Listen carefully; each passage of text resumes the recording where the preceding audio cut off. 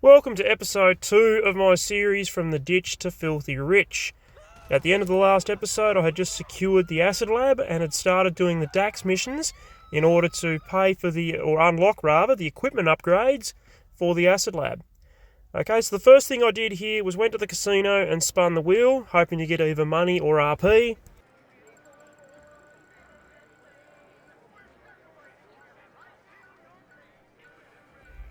Okay, come on, what's it going to be?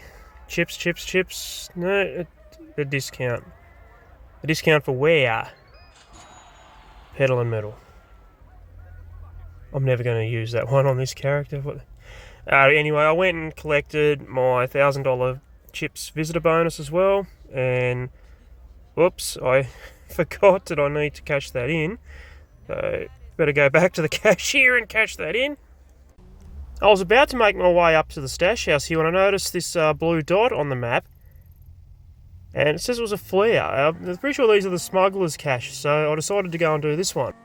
Basically all you got to do with these ones is you come to this first flare, your character will inspect it when you hit right on your D-pad, and then off in the distance somewhere another flare will pop up. You just got to look around until you spot it. There it is over there, and then you just follow the trail of flares until it leaves you to the Smuggler's Cash. Got another one here, and then we go over there. And there should be one more probably. That one down there is probably where the cash is. Let's go. Yep, there we are. Pull over. Stop.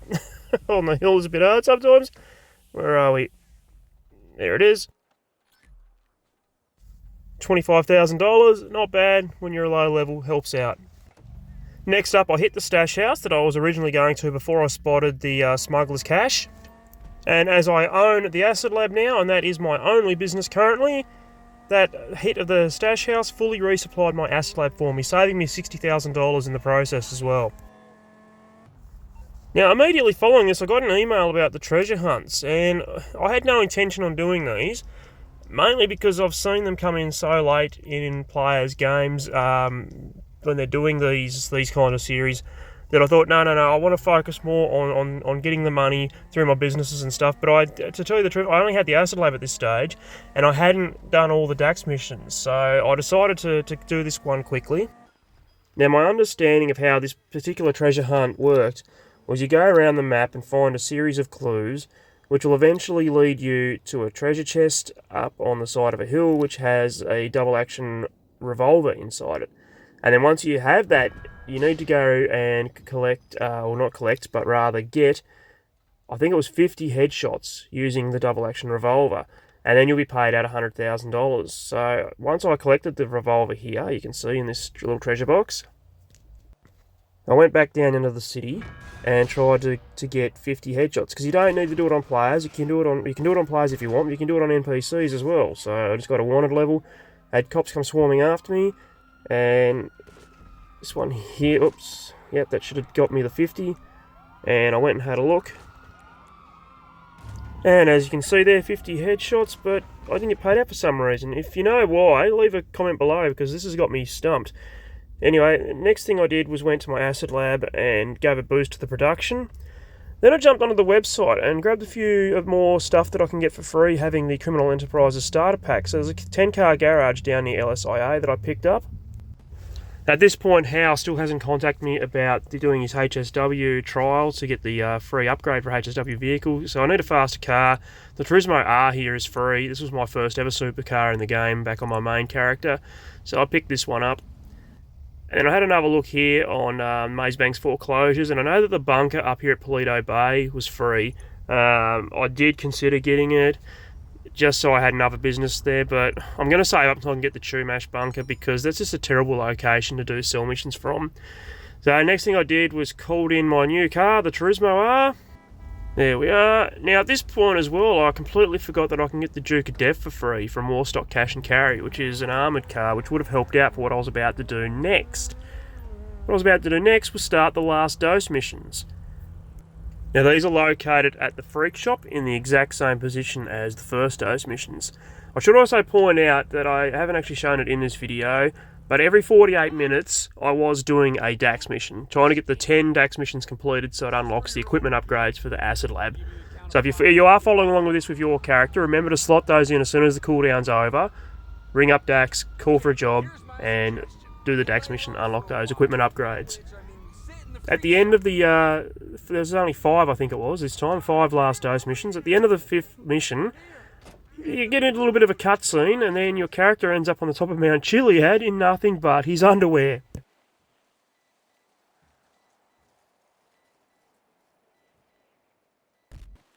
Following this cutscene, I got an email from Dax telling me I was able to go pick up Dr. Freelander's old car.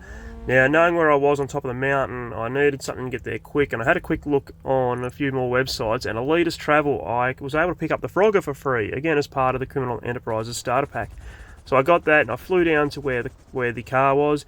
It's this one right here, the Virtue, and this is an electric supercar, and it is so much faster than the Turismo R.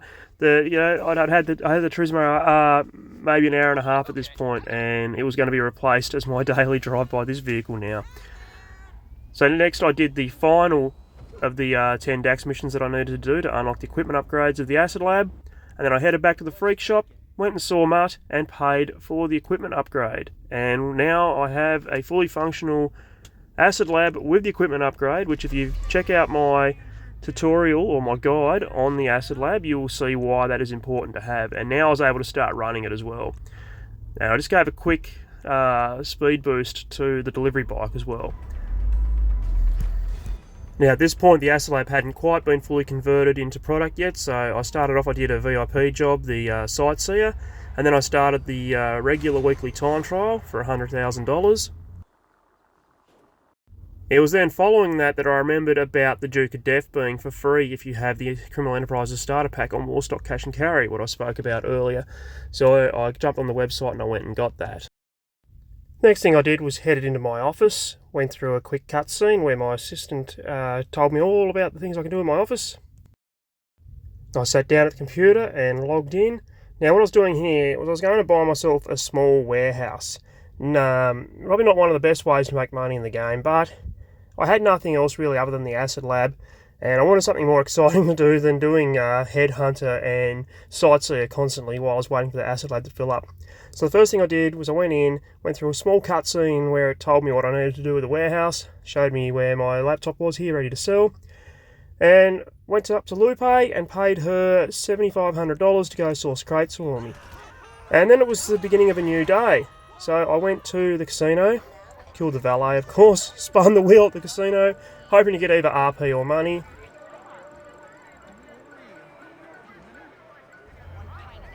And this time around we got RP, so we're going to take that as a low level that helps to level up. I of course collected my daily $1,000 visitor bonus. And as it was the following day in real life, since I'd last been to my warehouse, so a lot longer than 48 minutes, I went back to my warehouse and paid Lupe again to source crates. If you didn't know, it takes 48 minutes and you don't even need to be logged in. Once you pay Lupe, you can actually log off and 48 minutes of real life time can go by. And they'll still source the crates for you. Anyway, so next I headed to my office and I was going to manually source some crates now. I was doing what I call the 9 crate method, or what is called the 9 crate method. And I have a video on how that works. I'll leave that link down below if you don't know. So essentially what I'm going to be doing is waiting till my warehouse has 9 crates in it and then I'm going to sell. A good thing about sourcing crates from your office is you can come straight up to your assistant here and you can request either a Pegasus vehicle, which I'm going to go and take the Frogger here, which is the vehicle I picked up for free earlier in this episode, or you can request your own personal vehicle and that'll spawn directly out the front of the office for you. Now with this particular sourcing mission I just had to take out a couple of NPCs, steal this van here and drive it back to my warehouse. And it was as simple as that. Now if you don't know how to source crates the best, go check out my guide, I'll leave that link down below, so that's the 9 crate method. Then I went and did another Sightseer mission. And at this point it was time to sell my Acid Lab. I believe that the stock was full, so I called in my Acid Lab, and you can do this through your services menu, spawn into wherever you are. Likewise with the 9 crate method for the crates, I have a guide on the Acid Lab and I'll leave that link down below. If you watched the last episode, the guide to that would have been linked in that as well. So if you watched the last episode, you probably have already watched my guide. If you haven't, go check it out. So I came over here and gave a boost to the production as it was a new day. I jumped into a public lobby just so I can get the high demand bonus. Now have a good look on the map. If you ever want to sell in a public lobby, just have a good look at the map, have a feel. have a look around. Are there people in toxic vehicles? Are there people killing each other? If there are, jump to a new lobby. You don't want to sell on that one. If it looks like it's a pretty calm lobby, then, you know, it's safe to sell, so go ahead and do it.